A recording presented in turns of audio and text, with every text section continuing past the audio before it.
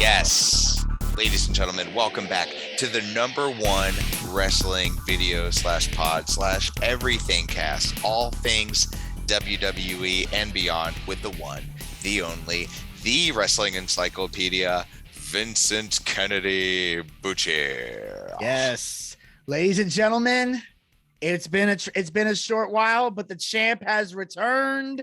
That is right.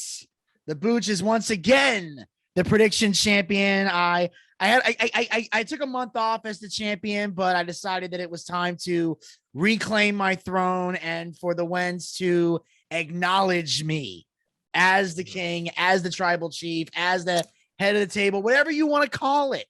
At the end of the day, top guy in the house. That's how it is, man. Wow, that's a lot to digest. Okay. But this delicious Sweetwater IPA makes it a lot easier. By the way, Sweetwater, if you're into wrestling, we're into you.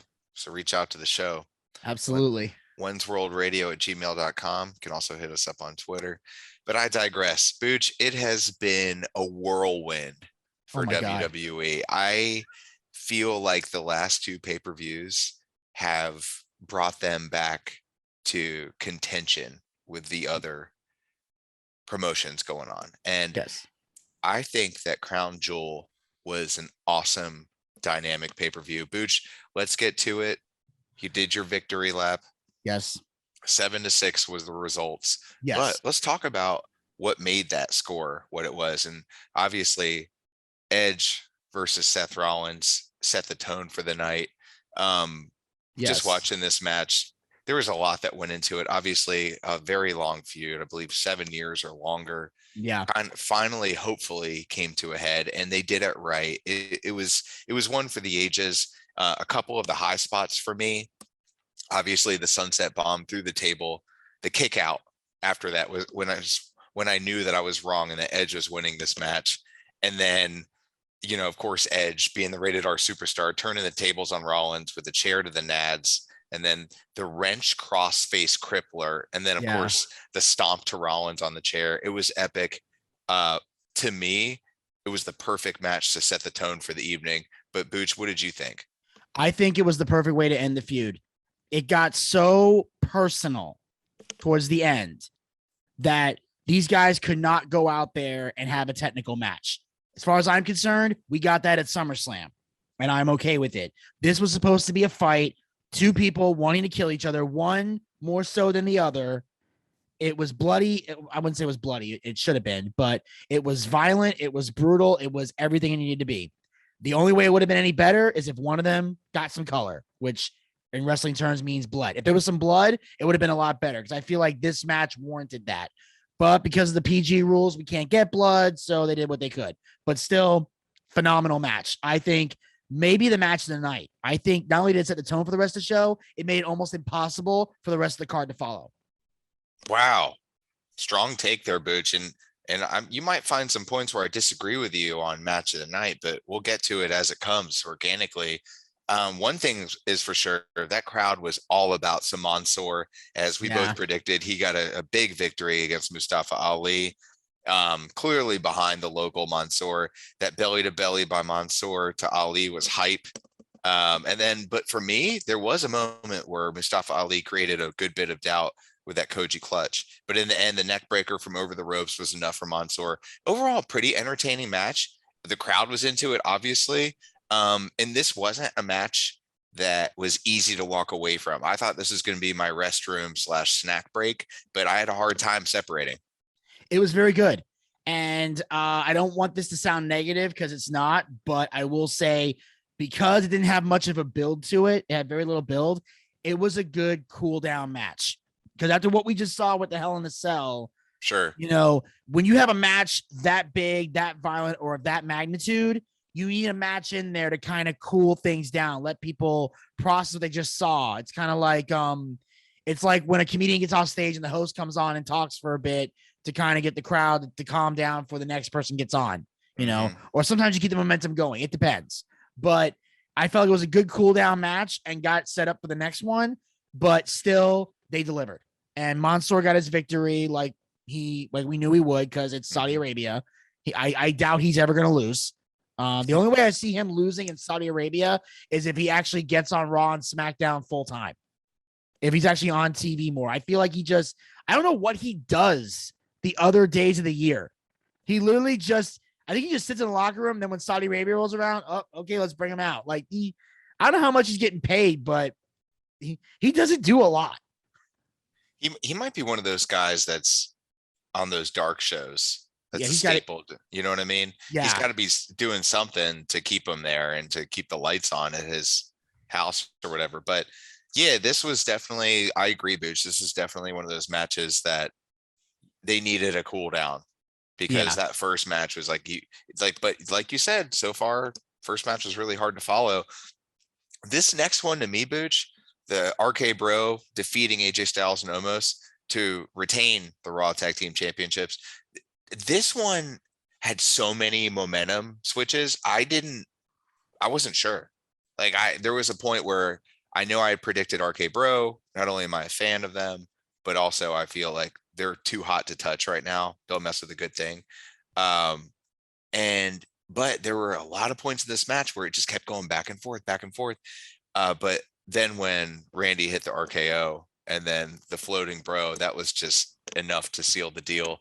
And I love this tag team.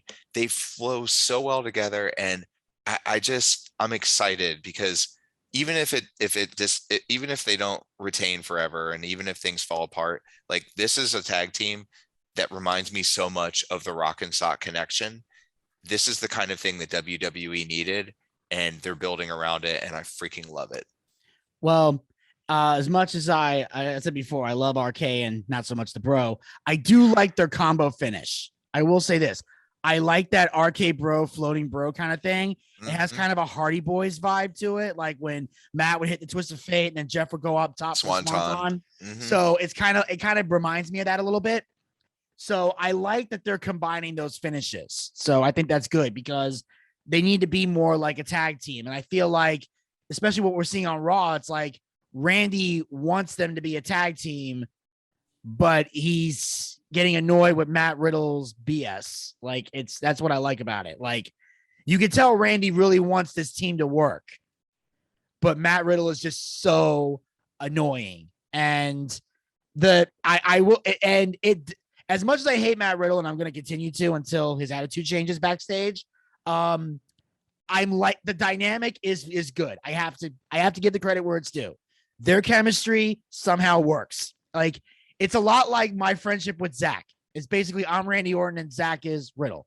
Booch, nobody knows Zach on the show, man. I know. I'm talking about my Boochcast fans. If they listen, they know.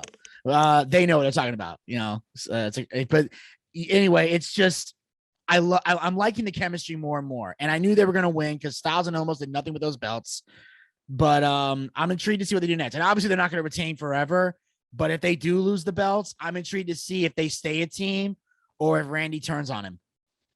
Yeah, I feel like Randy will end up RK broing him. It's going to happen. It's going to happen. I can just tell Randy's he's getting way too annoyed for him to just like, if they lose these belts, they can't stay together. I can tell you that right now. They cannot stay together when they lose the belts. Yeah, that'll be the ultimate test. Yes.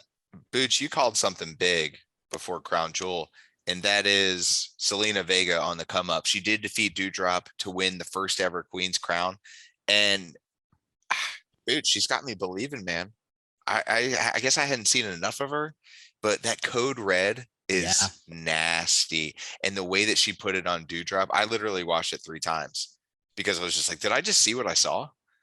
And I did. I saw what I saw and I loved it. And so I'm excited about what they're doing with her. And they kept reiterating this is a first time. And it came in a place where, you know, there's just been so much kind of tension and resistance to women thriving over, you know, the last several thousand years. And now they're finally coming to a place where WWE kind of honored her and also provided Saudi Arabia the opportunity to highlight women wrestlers and to give them the credit that they deserve. So I thought this is an awesome show, but I also thought it represented so much more than just a wrestling match. Yeah, that's definitely the center of attention in the Saudi Arabia shows. And it also shows that regardless of how you feel about the country as a whole, they are making drastic improvements to approve stuff like this. Like, people don't understand that that is a big deal. Now, do we wish Saudi Arabia would just give women all their rights overnight? Absolutely. But when you see things like this, at least they're taking a step in the right direction. So while it's not going as fast as everyone would want it to go, the point is it's going in the right direction. So I don't know how long it's going to take, but it's only a matter of time. Like I said, they've given them the right to drive. They've given them the right to report being, sexually assaulted. They had one match last year. We had 2 this year. One was for a championship. So there's definitely upgrades. So for Zelina Vega to not only be the first ever queen of the ring, but to win it in Saudi Arabia, like process that. If a woman in Saudi Arabia was wearing a crown, a robe, and a scepter, kayfabe or not, that's a big deal. And they doubled down, Booch, with the all hail queen, Zelina. That was that's like a Vince McMahon grapefruit level thing to do. Yeah. When they did that, I was just like, I was waiting for it. I was like, ooh. But I was waiting for the vibe of like, but it wasn't. Like, I don't know if they were pumping it in, but it seemed like an honest, authentic celebration of that accomplishment. Oh, yeah. And you did look around the crowd. There's a bunch of kids, mostly male dominated crowd, but yes, you did see some females in there, and that's encouraging too. Cause like you said, there's no such thing as a perfect country, because there's no such thing as a perfect person, because that's what countries are made of. But like you said, they're trending in the right direction. They're kind of like altcoin. They're getting up there. This is a plateau, but eventually it's doing this bit. Yeah, exactly. But in all seriousness, getting back to this card, great match there. Like we said, just represents so much more. So good for them, good for her, and good for the people that are honoring that. And one thing you don't want to do, Booch, is mess with family. And this has been one of the things we've talked about on the show. I'm not a fan of when they do it. I think it's tacky and cheesy and overdone. But Goldberg sure did make Bobby Lashley pay. He made the Hurt Business pay. And you got to love the spears off the ramp. And I don't care if it's 10,000 of my pillows underneath that tarp. It's still super cool. And I love seeing people get absolutely manhandled, speared off the ramp. That was cool to see. And it just had me hype when the rest of the Hurt Business came out and Goldberg just took care of him in like 5-6 seconds. So, and then the kendo sticks and all of it was cool. No holds barred or not. The match started out with an equalizer, obviously Lashley with the chain that he pulled out, and it just kind of had that, like, this is going to be a brawl. This is going to be dirty. This is just going to be what it is. And I wasn't in love with the match. I thought that Lashley was going to win. You pulled out a good point. Like, it's not a title match. This is a match about pride, blah, blah, blah. Bobby Lashley doesn't really lose a lot if he loses, and he lost. And I kind of agree with your assessment, Booch. So good call on that. I'll say this. I said Seth and Edge was the match of the night. It was, but this is my personal favorite match of the night was this. I loved every bit of it because it shut up every Goldberg hater there is. Like, he only has short matches. This match was anything but short. He only does X amount of stuff. He did a lot more in this one. And that's why the spear off the ramp was so great. Not just because it was a spear off the ramp, but it was Goldberg, a part-timer who doesn't have to do that. Yeah. He could have just did the spear and the jackhammer in the ring, went home, and that was it. So when he did that jackhammer and didn't go for the cover and took the gloves off. Oh, I forgot about that part. Good call. That was beautiful. Because now you're thinking, oh crap. Because every time you see a spear and a jackhammer, and here's why I love that some of Goldberg's matches are short. Because when you see that happening, you're already thinking, that's it. It's over. Nope. I still want to do more. It's a no holds barred match. Because he said, I'm going to kill you. So he said the kendo sticks, weapons, chairs, the table involved. They brought in the weapons. Everything was done perfectly. Goldberg swinging a kendo stick, which you rarely ever see Goldberg use weapons. But when he does, it's beautiful. So I love that. The Hurt Business comes down. Goldberg just takes both of them out easily. And the look on Lashley's face, like, oh, shoot. Oh, shit. He done. It's beautiful. The whole match was so well done. And it showed that this is probably one of the best, if not the best match Goldberg's had since he came back, with the exception of Lesnar at Mania. With the exception of Lesnar at Mania, this is like another best match he's had since his comeback. I couldn't agree more. I mean, he showed a lot. Like you said, he was more than a one-trick pony. So congrats to him. And yeah, Lashley didn't lose quite as much as I thought he would have because he lost. So good call on that one. Xavier Woods defeating Finn Bauer to become King of the Ring. This is just such a big moment for him. And, you know, we're going to talk a little bit about Survivor Series coming up here. And Xavier Woods had some interesting things to say about it. And I agree with him 100%.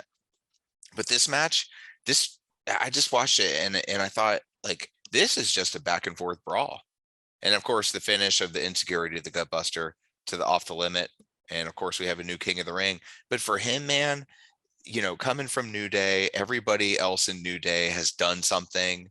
You know, Big E is the current champ. Kofi was champion for a while. And Xavier was just kind of like waiting with Francesca in his hand for his moment. And here it is. So congrats to him. And it's well-deserved. He's gotten exponentially better. He's doing big things with the G4 network. He's all over the map with WWE. He's like one of those ambassadors that is easy to get behind. So good job. You picked this one, and it was not only was the right pick. I remember I was standing up because I was at my job watching this on a laptop while doing my work. And I got up for a minute. Because it was on at 12 p.m. I was still at the office. So I'm watching this. I got up for a minute to pack up my stuff. I was about to leave after the match was over. And then I went back and watched the rest of it later that night because I had to get to my other job. But as I'm watching, as soon as I saw Xavier make the 3 count, I was so shocked. I like went, whoa, and fell back in my chair. Because I was like, what the heck? Like, I could not believe he won.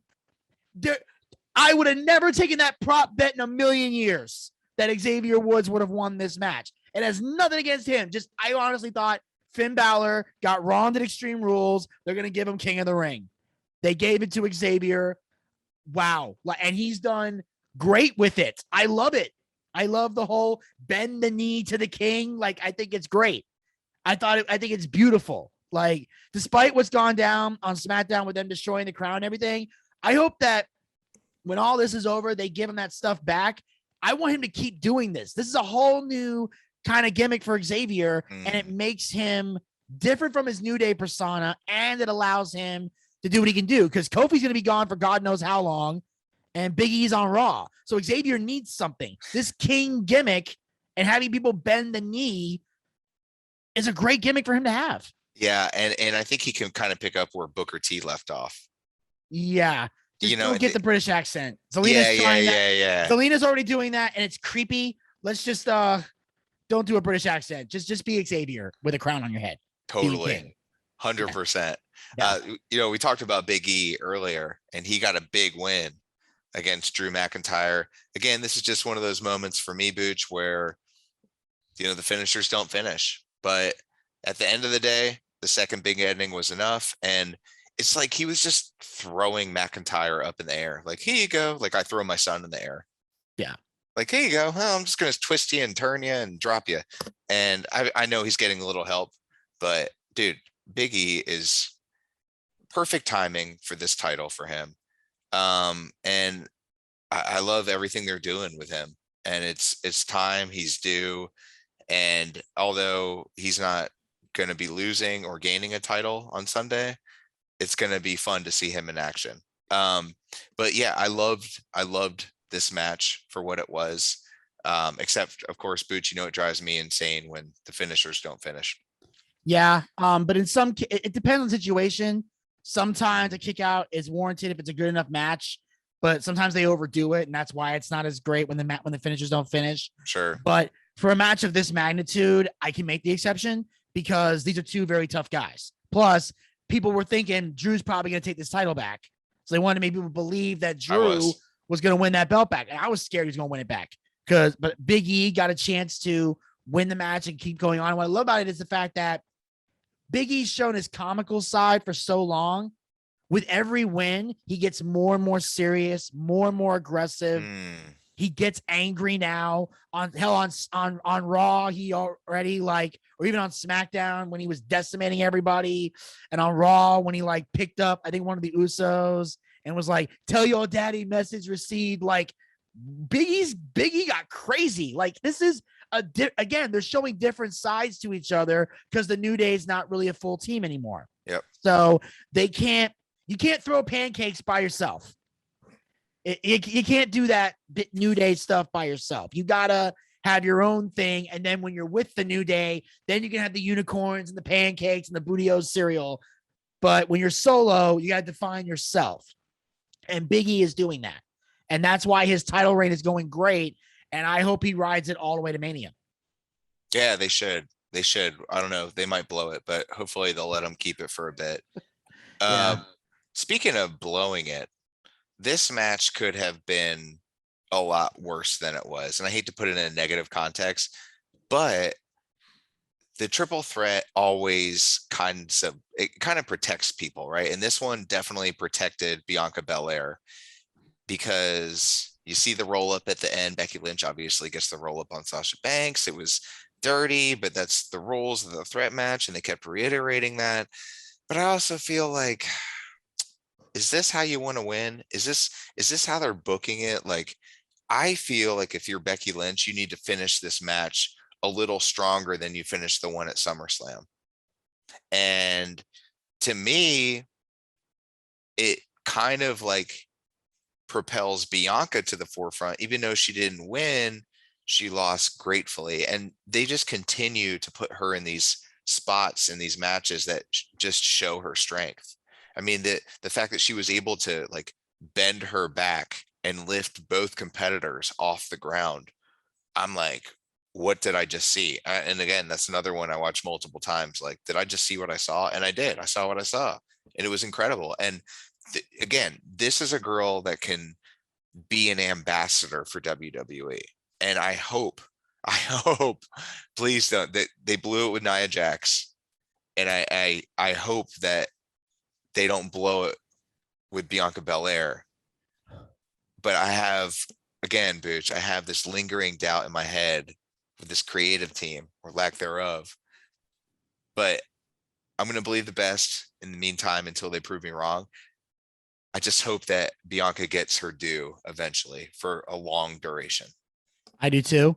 I know Bianca's very deserving of it. Even though I would have liked to have seen her win the title, I'm glad she was at least not involved in the decision. Mm-hmm. She didn't get pinned. She didn't tap out. So that protected her. Sasha getting the pin, I guess, works because, like we said before, because all the Charlotte's, yeah, mm-hmm. because Charlotte still had the other belt. We knew Sasha was not walking out with this one. Now, had Bianca Belair taken the belt from Charlotte, which I would have happily preferred, then Sasha would have definitely won this match. So we knew Sasha wasn't winning. That was a given. She was not winning this match. But Becky retaining, I guess, made sense. They want the man to keep the belt for a while because as much as I love Bianca Belair, we can't deny Becky Lynch is insanely over with the crowd, and mm-hmm. she is the top girl in the company. I don't care what the false Flair tells herself in the mirror every day. Becky is the top star. So Becky deserved to hold on to that belt. Most definitely. Oh, yeah. 100%. 100%. I just kind of wish that she had done it in a more convincing fashion. And I know a roll-up is fine. Like, I'm not arguing that a roll-up isn't an acceptable way to finish a match. I just think that if you're Becky and you have any input, again, I don't know how much input these performers have in the writing room, or, you know, like how much say they have and how it goes down and how the finish. But if I'm her, I'm like, hey, what if instead of a roll up, like it's a little more convincing, a little more aggressive? Because, you know, if you're gonna have a finisher called the manhandle, I want you to finish the damn match like you're manhandling somebody. Yeah. And I just felt like that wasn't a manhandle situation. No. So again, it is what it is. And my biggest fear wasn't realized, thankfully, because like you said, Bianca was protected. But I'm just hopeful that she continues to be on the upward trend. Me too. And then the last match of the night, or the afternoon rather, this on this side of the world, was Roman Reigns defeating the Beast Incarnate to retain. And there's a lot to get to with this, but I don't want to dwell too much on it. It's in the past. We both knew that Lesnar probably wasn't going to be able or willing or both to be part of a full-time schedule like Roman Reigns is. Roman Reigns has the bloodline, he has the Usos, he has a gimmick, he has Heyman. And the question I had to ask myself, and we may never know, is who was Paul talking to when he said, you know what to do with it? And I was watching his eyes going back and forth. He's obviously, the body language was perfect because he couldn't really tell. But Booch, who do you think he was talking to? I honestly wouldn't know. I was hoping it was Brock because they were really setting that up. I know he's still with Roman despite everything, so he could have been talking to Roman. I think or maybe Paul was just like, maybe that's why he threw the belt in the middle. It was just like, you know what?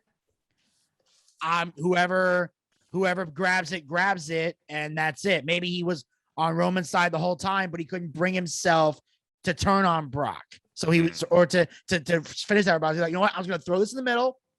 Whatever happens, happens. And if Roman wins, I can deny it. Like, hey, I thought you were gonna grab it, you know, like whatever. Like it that way, it's like, you know, I'm not gonna stab my friend in the back, but I can't betray my tribal chief either, because he did pull Paul Heyman out of obscurity when Brock lost the title to Drew McIntyre last year. So there is a kinship there. So Paul was very much stuck in the middle. It's like when you have two friends who are fighting and you're the new mutual friend in the middle. What the hell are you going to do? So at some point you're just like, you know what? Just kill each other. You know, at some point, what you're going to do, you're like, you know what? You two settle this. I'm going home. And I'll still talk to either one of you later. But what bothered me about this match, and this is probably my least favorite match of the whole show. Yeah, mine too. Because it goes back to what I keep saying. They're running out of credible people. I like Roman Reigns. I love the tribal chief. I love that it took this to get him the respect he should have gotten since day one. But my thing is, you're running out of people. If Roman can hold this belt forever, I mean, he can, but eventually the public's going to get tired of it.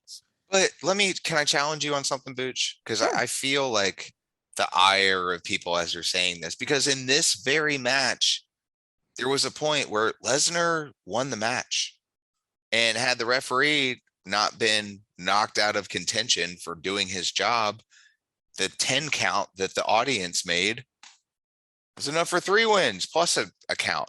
And so it does show the fact that he is beatable. We know that Roman Reigns can lose to Brock Lesnar. I think that they don't have anybody. And this is why I'm bothered by Roman Reigns being the champion, because you can't be immortal if you still have the bloodline coming out there to protect you and to beat up Brock Lesnar when the ref is down. And to me, it's just like it sends a mixed message. If you want to show that he is the tribal chief, he doesn't need them to do that. I get it's part of his heel persona, but I think you're riding a dangerous line if you really want to show him off as being like a power force that they want him to be personified as. Do you get what I'm saying? Does that make sense? Because I just think that they're not helping him by having Jay and Jimmy run out there. Lesnar, like, this is a match between Brock and Roman, and they made it about more. And I get you have to tie in the heel gimmick sometimes, but to me, it kind of discredits Roman Reigns. It does that, but also, like I said, like you only have so many people left that he hasn't already beaten, and most of the people he's beaten have either gone to Raw or they've left completely, or it's like you're running out of guys on the full-time roster. That's why it took part-timers to come in, because Roman's beaten practically everybody that's a full-time wrestler in WWE. There's at some point, unless he wants to hold the belt for another 2-3 years, like I said, fans will get tired of it. This is not the 80s where Hulk Hogan could be champion for 4 years and everybody was okay with that. Or when Bruno Sammartino held it for 8, or Bob Backlund held it for 6. Yeah, well, they also didn't have like 40 competitors in the locker room chomping at the bit for a shot at a 5-minute spot on TV. Yeah, like this is a totally different time period. It's a good problem to have, but it's a problem they haven't learned to solve. And it's like, you can't have the best wrestlers in the locker room fighting for the last match. You know what I mean? Like there's so much talent and they don't have enough time to show it all off. Because if you think about, if you watch Raw, like if you just get on Peacock and just watch it, it's like half the time. It's an hour and a half show. So in that, you have the opening segment, which is always the heaviest one. It's the pop, right? Keeps people tuned in. And after that, usually ends in a match. That's like the first 25 minutes. So you literally have an hour left of content after that, hour 5, to tell a story of 30 other people in the locker room. Like, it's impossible. It's impossible. And we're seeing that now. And then you have a problem of somebody who's literally run roughshod over both the red and blue brand respectively because of this crazy draft thing that they do all the time now, which again, we're going to get to with Survivor Series. But it just it creates so many problems that we're experiencing now. And it's like the unintended consequences of the PG era. And here we are. And I just, again, just after watching this match, I'm like, you know, this match had the most blood in it inadvertently. Lesnar got cut. Yeah. It wasn't even on purpose. And I'm like, this shouldn't happen. Like you were talking about earlier, like there shouldn't be blood. It was like, this is a match that wasn't physical enough to have any of that. Yeah. So it was just, you're right. It was like not the match of the night, so much so that it was like the anti main event. Yeah. It was like, disappointment. This could have opened the show and it would have been like, okay, it's out of the way. Relief. Exactly. But instead they saved the worst for last. And as a fan, I'm just like, I came on the show and I said they did it right, and they don't do everything right, because I also said that. But this is one where I'm like, just because it's Reigns and Lesnar doesn't mean it needs to be the main event. Like, hell, Mansoor would have gotten a better pop at the end of the show. I'm just saying. I get what you mean, but here's the thing: on paper, it was a main event. The problem was the finish. Yeah. That's the issue. And that's why, you know, and I get in debates with this with people, especially on my show, on the Boochcast all the time. The finish is the most important part, because people remember the finish more than they remember anything else. So if the finish sucks, the match sucks. It's like going to the movies. You can watch a movie and think it's great, but if you get to the ending and the ending sucks and you're walking out of the theater, are you telling everybody the movie was great? No. Because the ending pisses you off, you're telling everybody you know that movie sucked. Mm-hmm. No matter how much action you saw in the beginning or the middle. So the finish was what killed all of it. And they killed it because the wrong person won. And now they got to scramble to find somebody else or build somebody up that could beat Roman Reigns. And the audience goes, that makes sense. After Roman's decimated everybody. All right. But so my next question is, just like before we transition to Survivor Series here, is like, who? Exactly. Who? That's my point. Who? And even if you do, Jay and Jimmy are going to come and interfere. And so it's like this. Unless you can have them banned from ringside.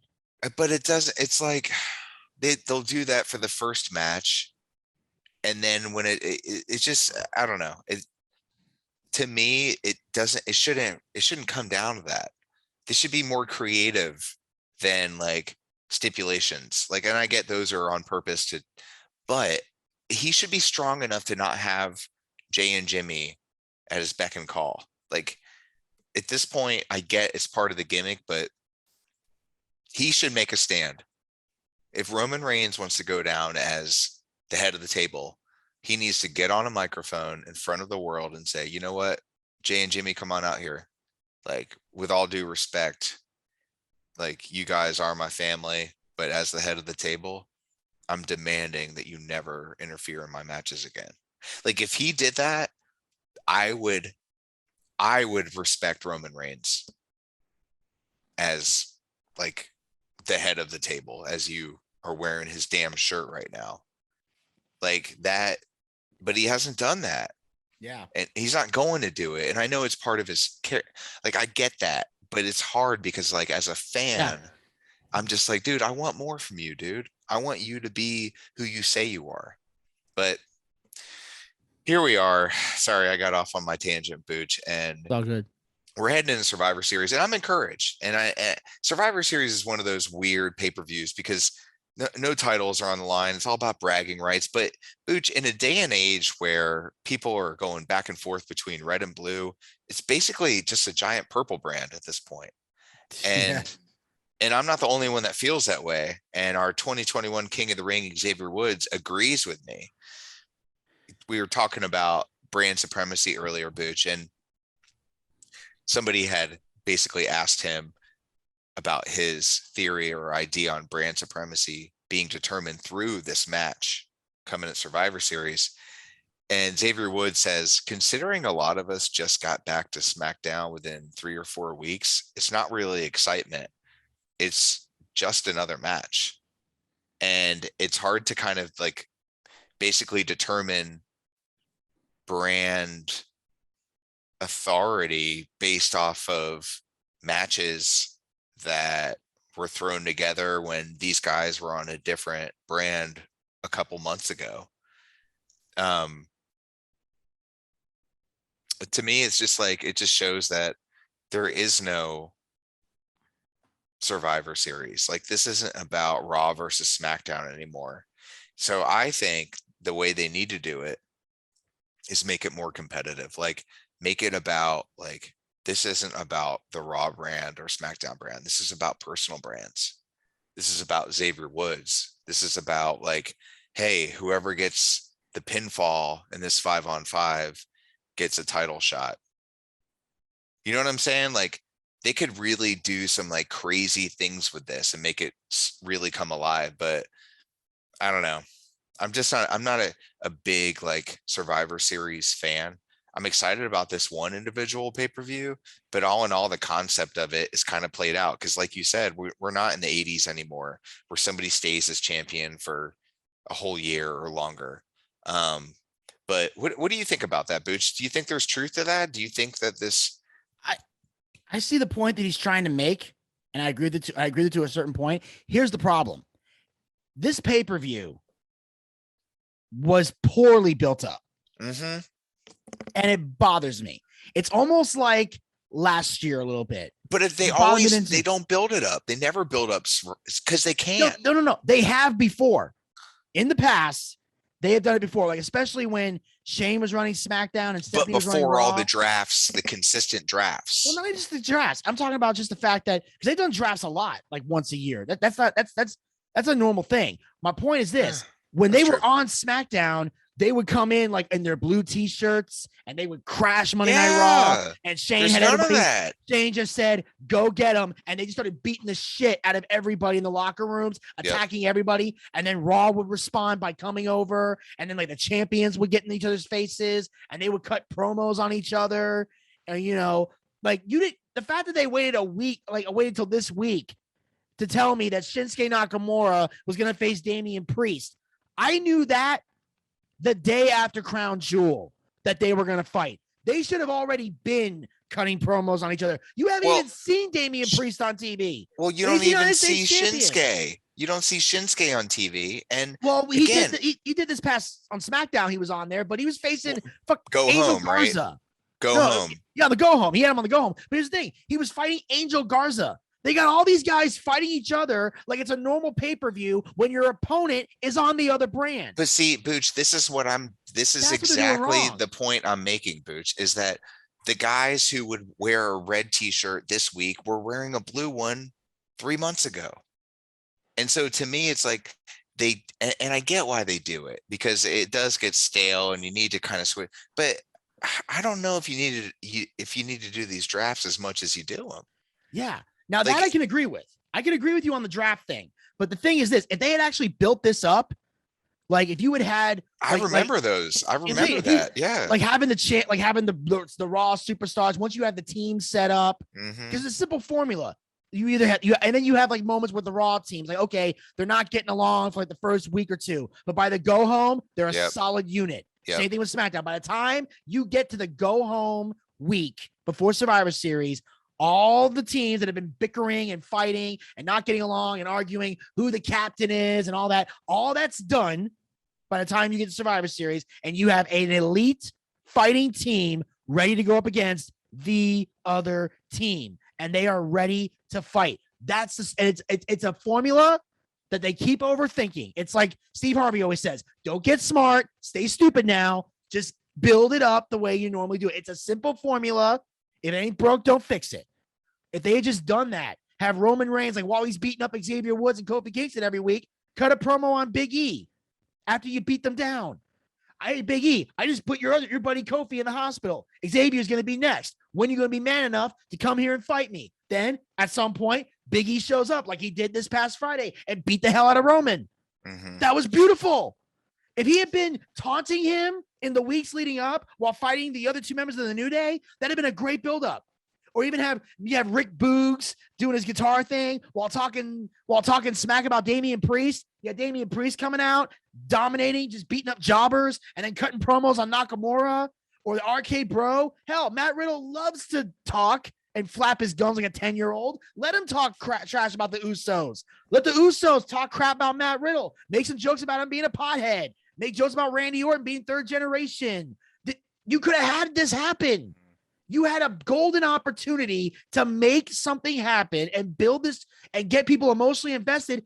And the people are only emotionally invested in one match. And it's only because that one match was because of a shoot, not even a work. And of course, I'm talking about, if you want me to get into it now, I will. You know what? Tell with it. I'm going to do it.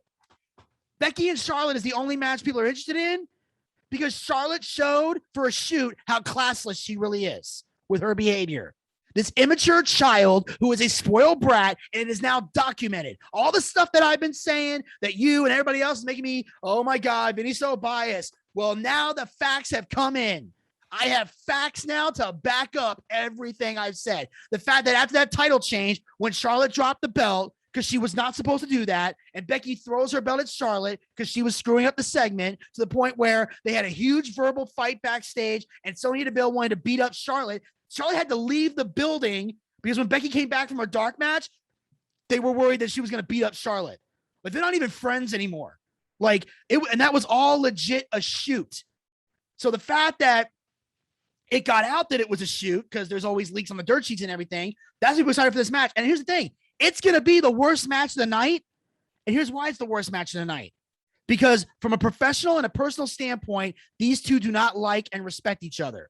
And if you can't respect somebody on a professional level, it is impossible to have a good match because you're not going to be able to work. There are plenty of people in the wrestling business who hate each other personally. Bret Hart and Shawn Michaels was a prime example, but they respected each other professionally. That's why when they went out to the ring, they always had a great match. They knew they weren't going to take liberties. They knew they weren't going to seriously hurt each other. They were going to protect each other. And then once they were done fighting, any issue they needed to settle was going to be settled in the locker room in a real fist fight if necessary. Becky and Charlotte don't have that because Charlotte showed how classless she is and how much of a brat she is and how full of herself she is.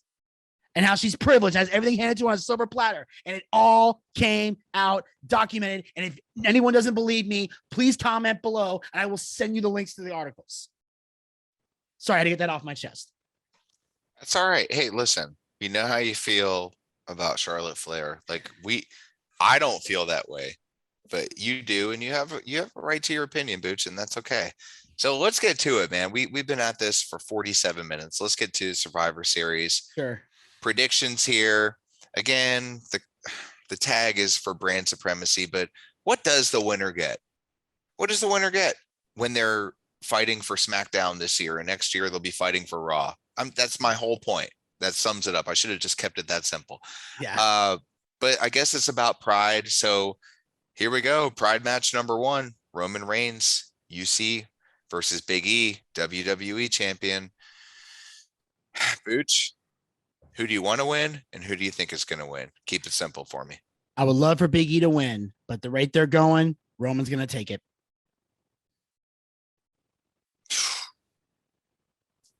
Okay. Wow. Let me process that. That was so simple. I asked for it too. You um, asked. uh, I think I think Big E rolls in this one. I think Big E wins this match. So we're already at a point of disagreement. We will have a winner, ladies and gentlemen. Charlotte Flair, SmackDown Women's Champion versus Becky Lynch. You called it earlier. Raw Women's Champion. No respect, no loyalty between these two.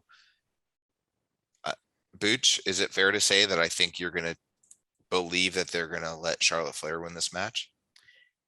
Yeah, I mean, like I said, I would love Becky Lynch to win this match. I'll be the happiest person in the world if she wins this match. But Charlotte is clearly a brat, and they want to keep her around because here's the thing, and I'll keep this as brief as I can. There are so many superstars who've gotten released, and I'm sure on another future episode we'll talk more about that. She's the one person who hasn't been released that wants to be released because she's not happy, which makes her an even bigger brat. You're upset with the WWE when they've literally handed you everything on a silver platter, and you're mad because they wanted you to switch belts over a title switch. You want to act like a brat and act like they're making your title reign look weak. The fact that you've held it 12 times and didn't earn it makes you look weak. So I'm sorry, they're going to hand it to her to keep her happy because we got to keep the prince, we got to keep the queen of nepotism happy. But I would love for Becky to win. So Charlotte takes it. I'm going to pick Becky in this one. I think they're going to throw us a loop here, Booch. I think this is the swerve of the night. I will happily give you that point if you win, just so you know. There'll be no animosity on my part. Even if it's a deciding factor that gives you the belt, I'll happily hand this to you. That's how much I hate her. Figured you would too. This next one, I'm just going to go ahead first, Booch.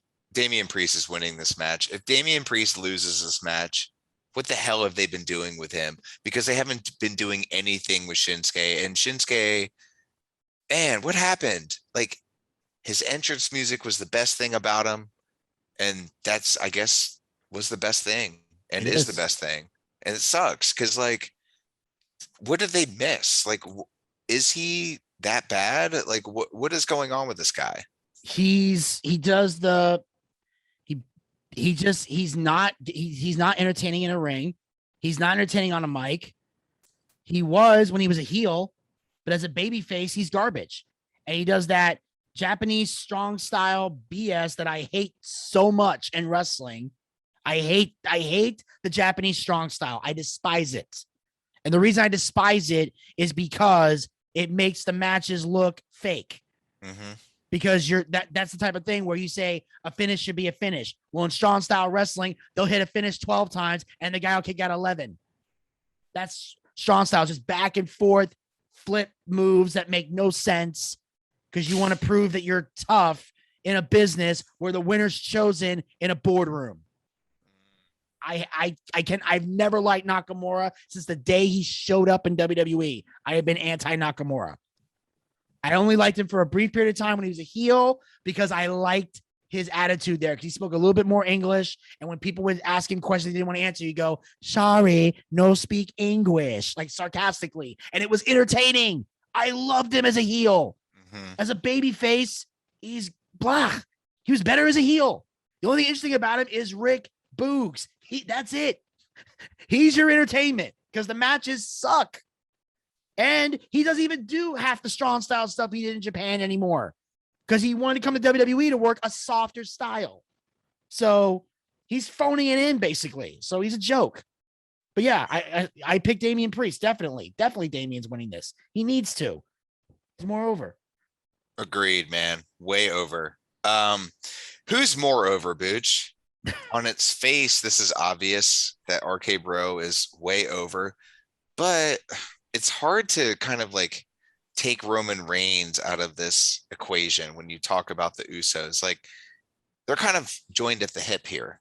So when you look at this match, obviously you're not going to see any Reigns interference, right? I mean, that's not happening. No.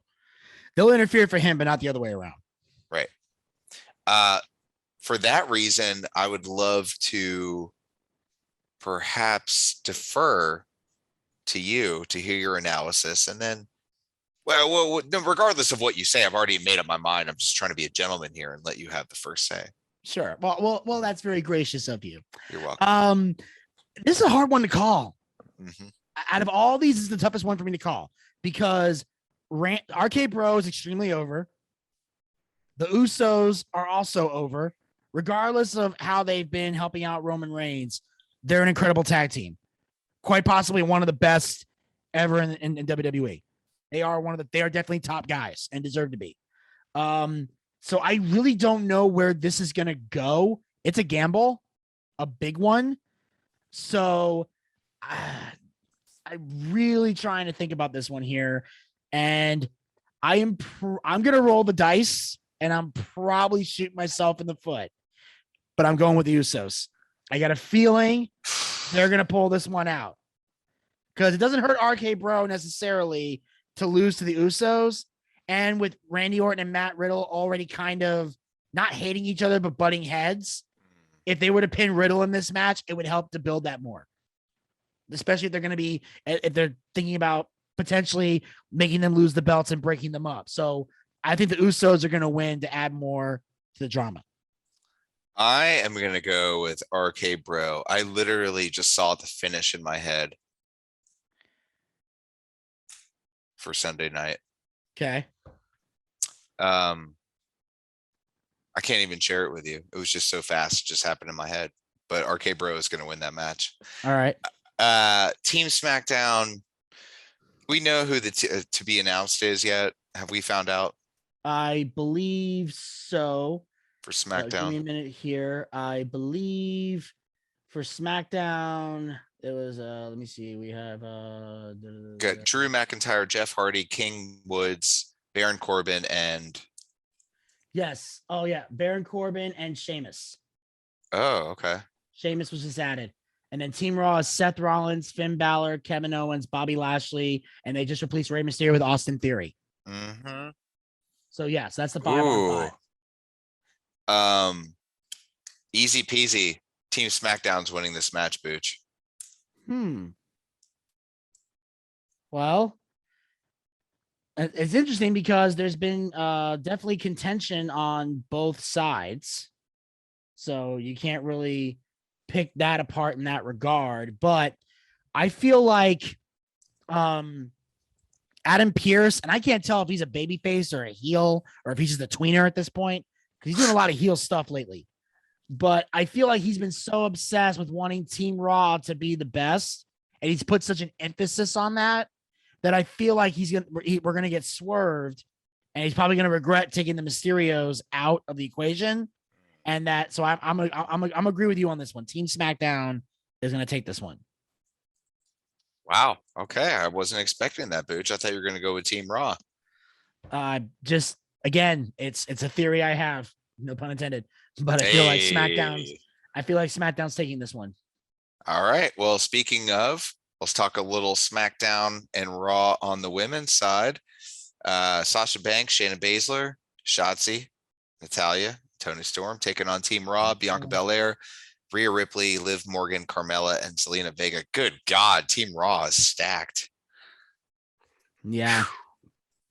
Booch, I got the last one first. What do you think? Well, as I'm looking at this, and as much as I'm glad to see that ass Toni Storm on SmackDown, a lot of for those who don't know, when she was in NXT on the NXT show, me and all the guys on the show, we used to call her Dad Ass because her ass is amazing. So that's why that's why we call her that. That's our nickname for her, Dad Ass, DATASS. So as much as I like Toni Storm, you're right. Raw's a stacked team, and also they got the Queen on their team. So I feel like that's why I feel like they're going to get the win, because you got Zelina Vega, Bianca Belair, Rhea Ripley, Liv Morgan, and Carmella. And even though Carmella's pretty much in the background lately, the other four are being pushed heavily lately because Zelina got the Queen of the Ring. Bianca Belair is the EST. Rhea Ripley, dominant. And Liv Morgan looks like she's going to be eventually working a program with Becky Lynch when she's done with Charlotte. They're trying to put Liv Morgan in a title picture. So I feel like Team Raw's got more going on than SmackDown right now. So I feel like they need the win. So I'm going to go with Team Raw.